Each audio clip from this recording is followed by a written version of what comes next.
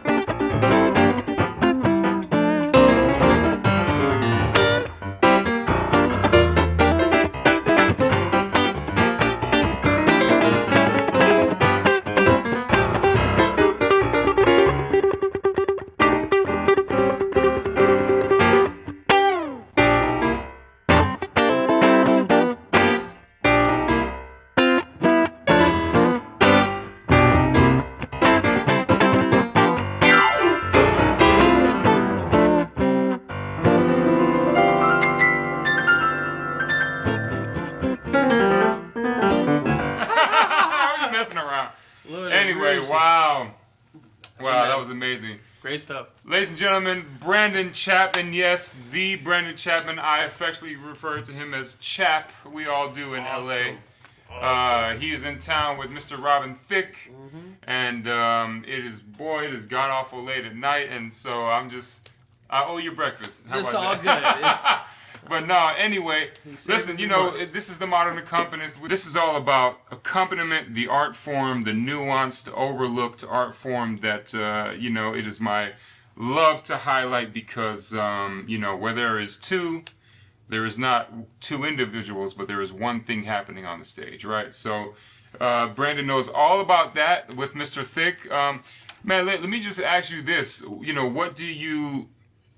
What does accompaniment mean? If I just say, guitar accompaniment, what is that like? What's the first thing that comes to your mind, I come from the school of thought that it could mean more than one thing, right? So it's like, it could mean accompanying voice. It could mean like just you and duo, like maybe you and a bass or a guitar. I mean, like another guitar or like this set up piano, or it could be like just guitar by itself. Like quite honestly, so it's accompanying is just like you can accompany yourself like on like some chord melody kind of Joe Passy kind of things. Yeah. You know what I'm saying? So yeah, and what makes a great accompanist to you? What are the someone qualities? who can like what I call see around corners. Like there's a great deal of patience that comes with it too, to where like you're not rushing things. Like I think like when you're first starting off, or like let me speak for myself. When I was first starting off, I was like, oh man, well I have to hurry up and get to this next chord, and it's like it doesn't. You don't allow space for the, especially in this scenario, vocalist. You don't allow space for a vocalist to actually move around, or just the person who's playing the melody at that point in time. So you kind of have to learn patience when you're accompanying, especially on guitar, because we don't have like you guys like with 10 fingers to where you can like have the sustain pedal and everything like that. But just because we don't have that doesn't mean that we don't have to play space. Yeah, I love it. Yeah. Space, yeah. It's. I was teaching this student the other day, and he was asking about soloing and how do I break free from just running up and down scales over chords or whatever. I said, well, one of the greatest things you can do is start with 3 notes and limit yourself to that, and implore space. Mm-hmm. It's forcing yourself to just go as small and simple as you can. What's the smallest musical figure that there is? Nothing. Right. Silence. Right. I mean that is if 100 is this, what's 0? Yeah. It's this. You see, so the silence being the bottom. And the machine gun of notes being the top, let's just say, people always skim over the silence piece, but that's a great point that you bring up about space, and about, so tell me more about that. How does that, how do you implement that with Robin Thicke, and what, what sort of, are there any accompaniment moments where it's just guitar and him, and like, tell me a little bit about that. There's some moments where he has certain things where like certain songs and everything like that have some like kind of featured like moments with him and like acoustic piano, and then like there's some with him and just guitar, and one of them in particular that he's kind of incorporated into his set recently is Blackbird, and that is not something that was originally a part of my wheelhouse. I believe I was listening to Paul McCartney explain his thought process on how he even came up with that. And it's like this Western European classical thing. It's like he was saying that, his right-hand technique is not, like he's not a classical guitar player, but it was his greatest impression of a classical guitar player. But even in that, like where it ties into being like accompanying like the voice and everything like that. This is a piece that Paul McCartney wrote where he's singing and playing, but it just like when you're accompanying someone who's singing it, it allows more. I think it allows more space for like just kind of the nuance of accompaniment, and I think again it goes back to more space. Like you can have more space with it. So I follow Robin, you know what I'm saying, with his vocal as far as that's concerned, and it's a pretty cool thing because Blackbird is just like before I'm like I think you're jaded by it because it's kind of like up there in the guitar world of like first acoustic songs, but like after I got past that part of it, it was like, yo man, like there's a lot of cool harmony here. So it's like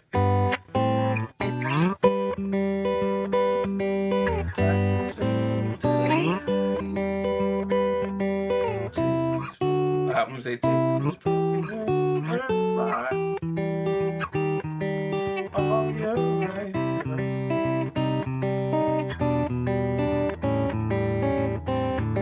And in order for me, like, I kind of make a game out of it. Like, so when I'm learning something, I'm like, okay, so I really like these turnarounds, right? Coming from church, like a kind of gospel church background, so I did that, and I just looped it. You know what I'm saying? So like I comfortable with it because it's a cool turnaround, right?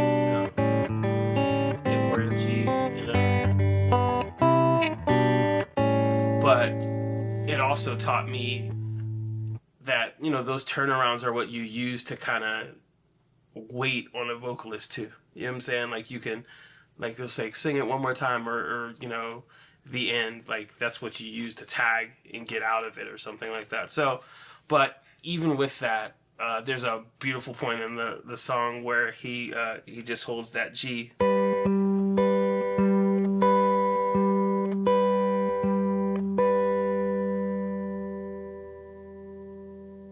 And it's like this pregnant pause, and then he goes. And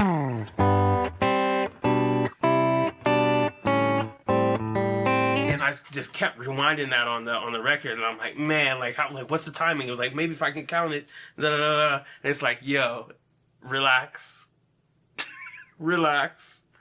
You know what I'm saying? Just take the vocal cue. You know what I'm saying? Because that's what I call defending the moment live. Because like relax, take the vocal cue, because sometimes the vocalist might need to catch their breath or something like that, or there's a moment he's talking to somebody in the audience or something like that, and you have to allow space for that.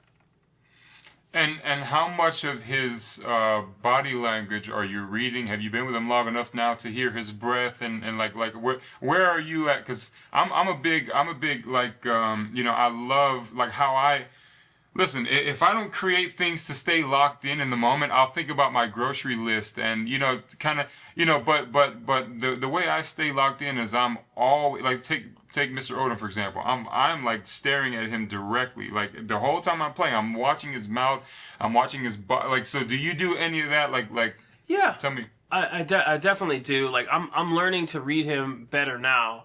I don't have the most tenure in the band, but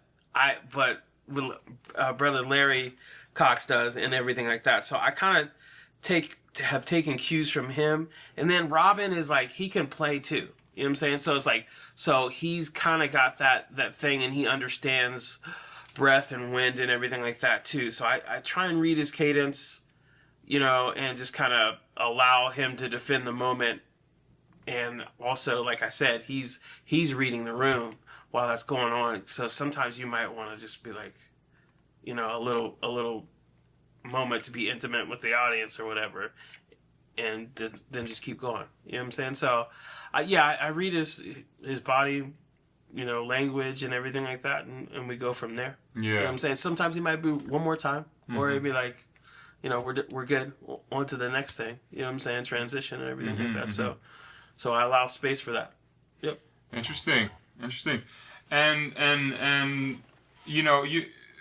Blackbird is a great example of, like, you and I always talk about, you know, because I play a little guitar as well, but not nearly to the level, you know, Chad. But we both have an affinity for what the guitar and guitar only can do, and that is that unison, like, you know, two strings playing the same exact pitch, and maybe that, so for example, that G ringing out, you know, throughout the entire, you know, change, you know, you're doing, but it's something about that unison that, you know, it's like, you know, or you're playing open E, and there's, you know, or whatever it might be, and there's some, you know, the B that's ringing out, and you're playing a B on the G string, you know, and the two together, and you're getting the waves like, it's kind of a drone thing that works itself out really good, and the decay can only be accomplished on a guitar, and so for that reason, like, you know, the way you play E major and the way I play E major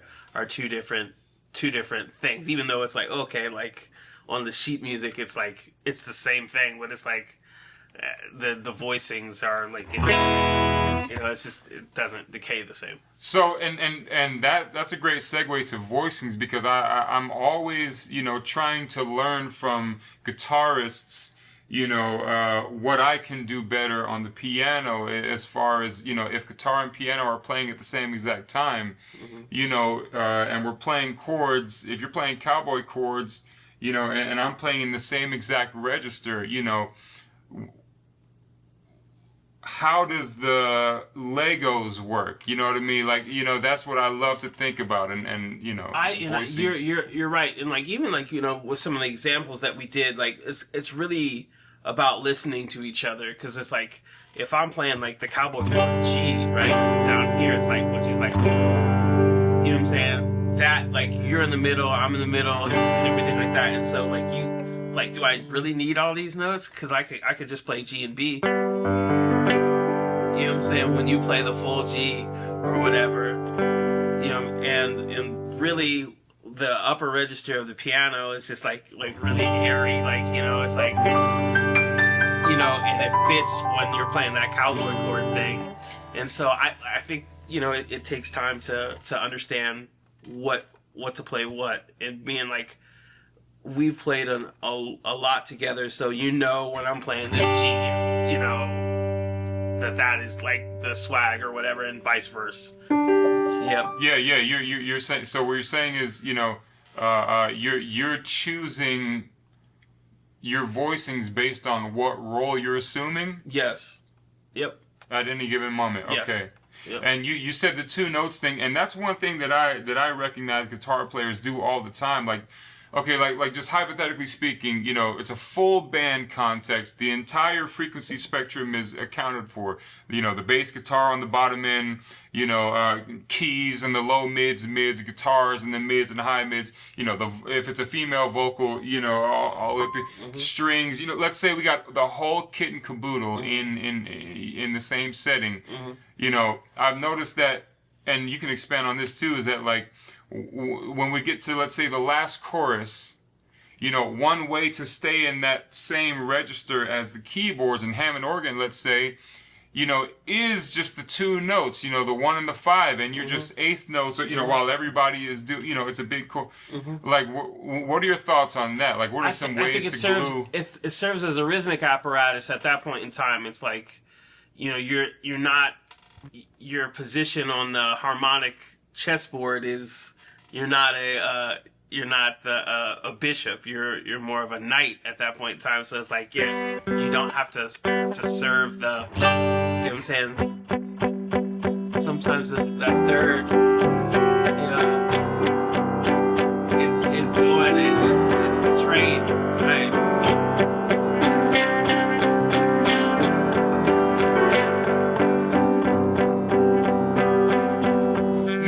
Now, right there, I went to the C, but you chose to stay on the B. Why is that? It sounds beautiful. I'm just curious. It adds that color. And it's okay that you do it, even if I'm not doing it. Yes. Why? Because the frequencies are different. Because we're in the same register. Like, why? We're occupying a different space, and like, as long as we're not offending the melody, then we're good. We're adding to it. We're not taking away. It's like if I'm playing, I shouldn't be taking away from what is. I was even listening to, like, as a guitar player, like, you know, starting off when I did, it was like, you know.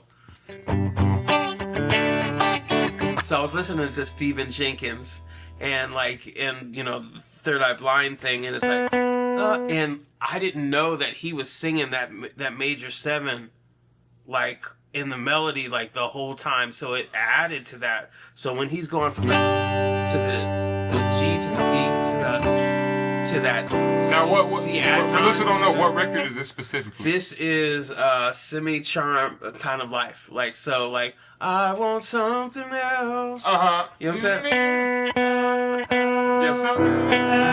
Right. You know what I'm saying? And I'm like, so it's C, D, and then it's Yeah. Interesting. So it's floating from this B to that C, and it's like, so it's like, you know, so it worked. Yeah. That's gorgeous. So he's implying that with the melody too, and like, so it occupies a different space, and like the chords, you know, are going on there. So it's like the melody lended itself to that, and that is like, it goes back to the Thelonious Monk rule, right? Like, which one? There's so many. There's 20 of them, but it's like, yo, stop bull jiving and play the melody. Right. You know, play the melody. You know what I'm saying? So even in that, me choosing to be still, I'm serving the melody because, yeah. Right. So you're taking your part cue from the main melody of the song. Yes. Okay. See, what a brilliant, what a novel idea. I don't know. We listen to the melody, you know, melody. I mean, you know, whatever. But no, but that's, you know, yeah. I mean, listen. I've said it before. I said it again. I mean, you know, melody is really king. You know, it's like I had one of the Miami superheroes of the keyboard is Mr. Doug Carter. And he taught me in Guitar Center one time. You know, Guitar Center was the hangout spot for everybody. Oh, show me that, show me this. Mm-hmm. But I was showing him some different, like, you know, chords, but, you know, it wasn't making sense. And he said, you know, think of music like a birthday cake. You know, when you're at a party and the birthday cake is really good and you bite into that sucker, it transports you to somewhere else. Like, oh my God, this is so. But think about, you know, chords as, you know, the icing to the cake. Mm-hmm. If you're eating a handful of icing, that's gonna get old very quick. You're gonna get that quick, you know, hit. Yeah. But it's all gonna done. get, you know. Yeah. But where's the cake? Where's the melody? Right. You know, even in, you know, I love to talk about. I just had a student. We talk about voice leading. Mm-hmm. You know, about taking GDC. Just, you know, your melody will dictate what inversions, you know, you use. So let's say I want to make the melody only G. Again, take one note.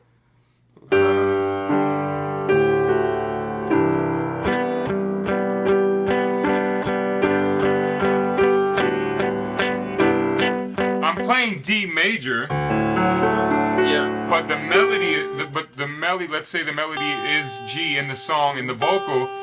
When we're playing these chords, the G is present on that D, even though it's major. That's right.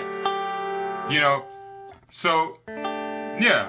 And that being said, we're talking about counter melodies and parts and taking part cues from the melody. Well, let's say I take a contrarian approach. Mm-hmm.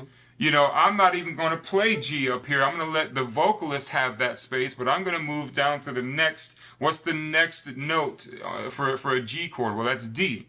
So I'm going to make sure that my top note, if I want to mirror the fact that the melody is being constant, I want to do that with my top note melody. So I'm going to keep the G up top. So that means when I get to this C, it's going to be a C add 9. That's right. Right? Because we're taking the cue from whatever melody is happening, you know. So, you know, even in or you know, all those different moves, you know, those are going to require, or perhaps that's our opportunity to play different voicings, but we're taking the cue from the melody. That's right. Right. So That's right. I love when you harped on the fact that the melody, serving the song, right? Serving the song. Serve the song, and like that's one of those things to where, I have a friend of mine.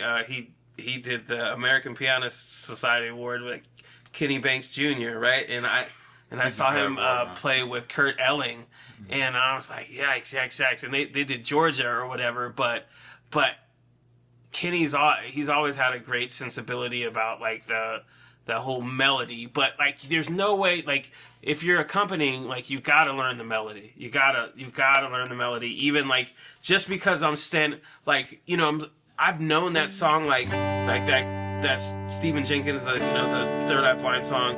I've known that forever because that's one of those guitar player, you're first starting off, you learn it's 3 chords, what the chorus is or whatever. So it's like, so that B else, I'm like, why do you like it? You know what I'm saying? I'm like, because that rub between that 7 and the 1, between all the, you know, the 1 chord, the 5 chord, and the 4 chord, it's like it just worked. It worked, and you hear all the other stuff going on in between there too. So it's really cool. But yeah, you got to serve the melody and be patient. You know what I'm saying? Because like, you know, we all know that, you know, the theory stuff is like is really, you have to know that. But once you know that, you got to be patient with it, because like you could rush in. You know what I'm saying? Like the tendency is to rush in and be like, okay, you know.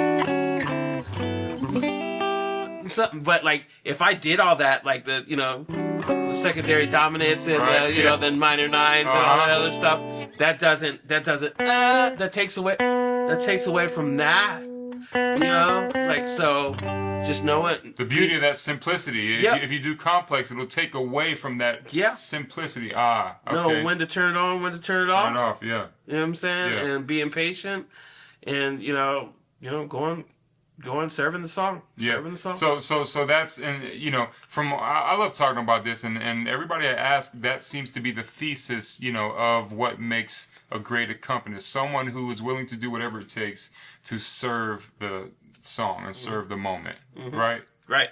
Yeah, That's okay. it. That's it. So let's talk about reharmonization. Okay. One of my favorite topics, you know. Mm-hmm. How much of what you're doing, even if it's a small, you know, again, reharmonization can be vast, but it can also be tiny. 1 chord change, you know. So how much of that concept are you doing with Robin and? Well, you know, like reharms, like there's a point in time where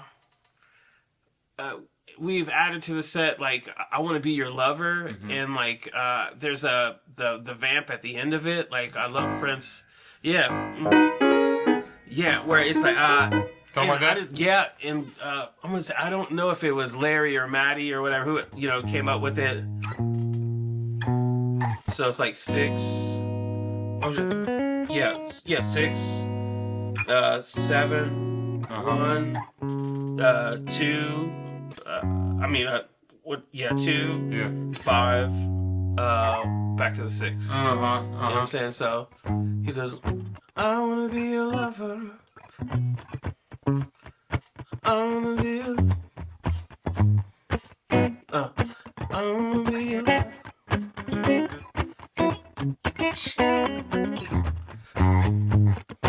6.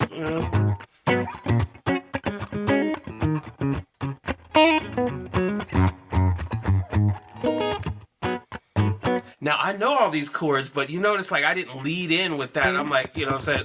Because I'm like, I could have went full harmony, you know what I'm saying? Everything like that with the, you know, reharm, like 6, which is, you know, and then this is like F sharp with like a 5 over 7. Yeah. 2. But that's kind of a reharm, you know what I'm saying? Because it's staying right there. Technically, the you know, the record stays on the 6, right? Right.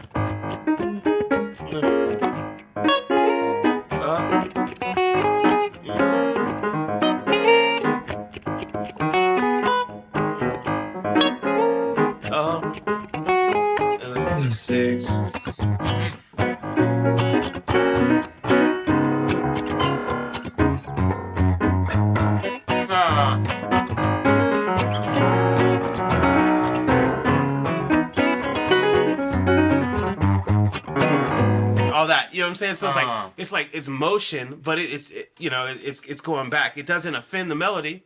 You know what I'm saying? And it's so it's reharming. It's in that regard.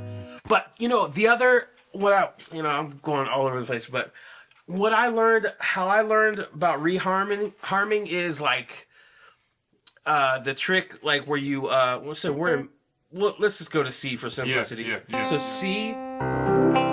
So I would you'd hold the.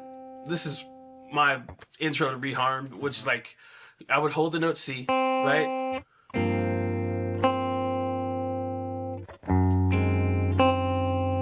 And I would move the chords around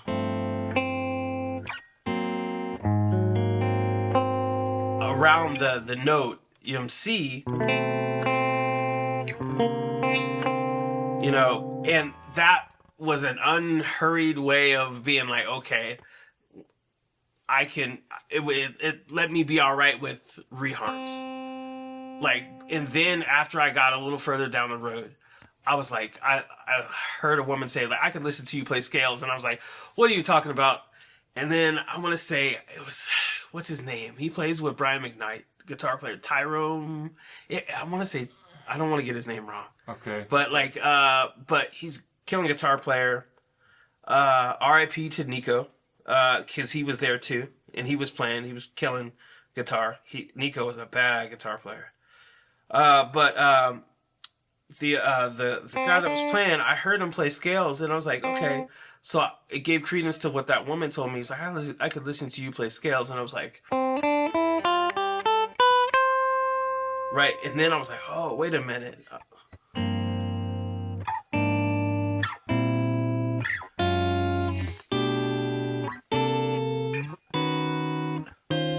Whoa!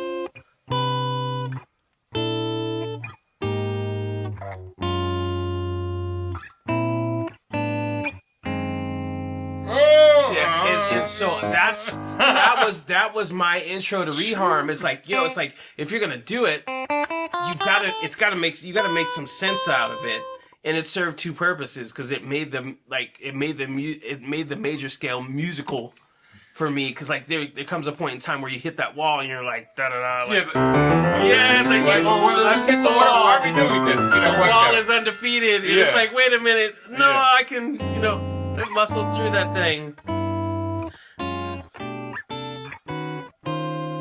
So now that you were doing that, so is there any point in time? Okay, let's say a solo guitar context. So are you ever thinking of that thing whenever there's like scale movement or do you ever reference back to like that exercise? Like let's say you have 2, 3, 4. Are you thinking, okay, I can like are you? I'm like really the priority to me in that, and where I am right now. Is still the melody, as long as it depends on how out or how in I want to be. Like right. I've heard concepts about Bird, where like you could chop up his thing bar for bar in a random number generator and it would all be diatonic, and I'm like that's bananas to me, but like because there's a lot of language in Bird, you know what I'm saying? But that's that. So, but me, I don't have a. Like, I think that's pretty, that's complex for me at where I am right now. So I kind of just really work on serving the melody versus like being like making sure I'm diatonic. You know what I'm saying? In that way. So, but you said 2, was it 3? 4. Yeah.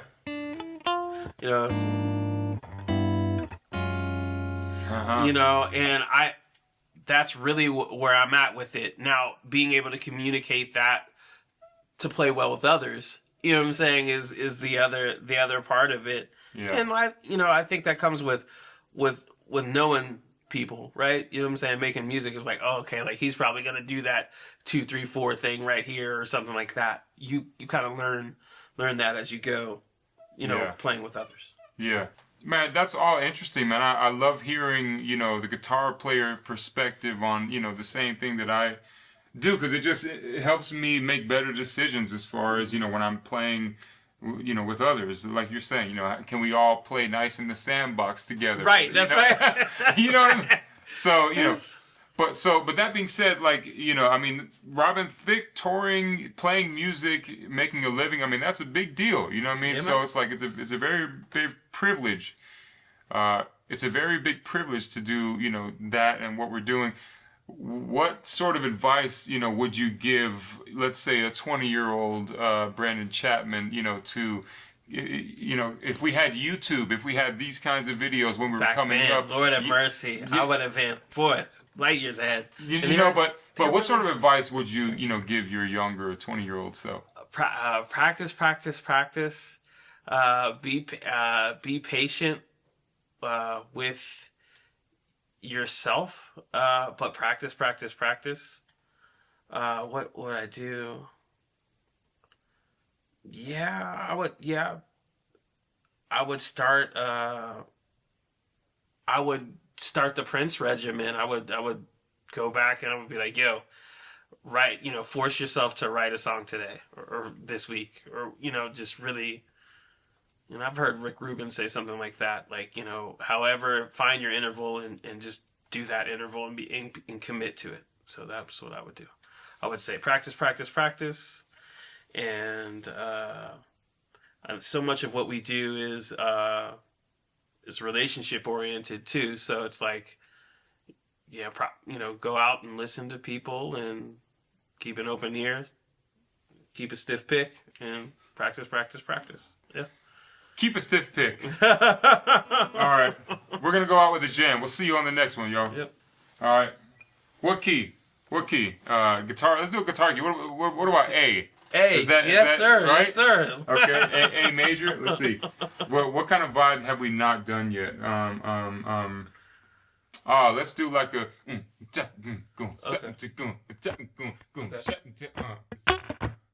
our minor, baby.